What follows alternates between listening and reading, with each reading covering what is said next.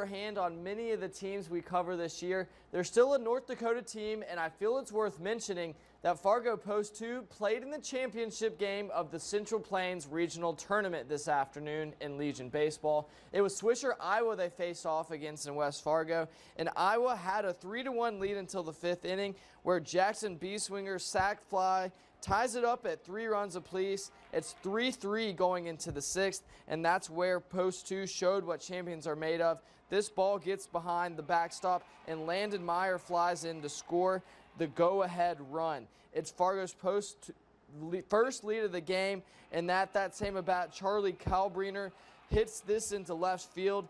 It scores 2 more runs. They spread out their lead to 6-3, and they are the regional champions. They're going to the American Legion World Series for the first time since 2019 and for the 5th time ever.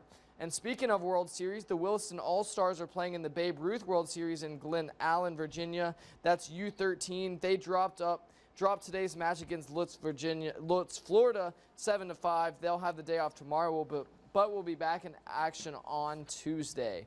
Now, it's very tight at the top of the AL Central standings, with the Cleveland Guardians owning a 2.5 game advantage over the Minnesota Twins. The Twins and the Guardians kicked off a 4-game series on Friday with a doubleheader.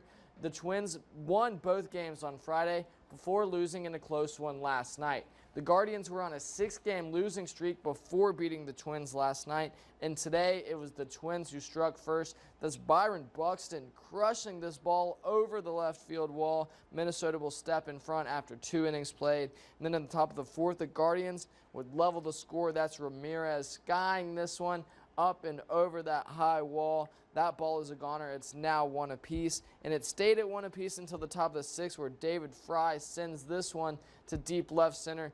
It gets out of here. It puts Cleveland in front. The Twins would make it a close one, loading the bases in the top of the 9th.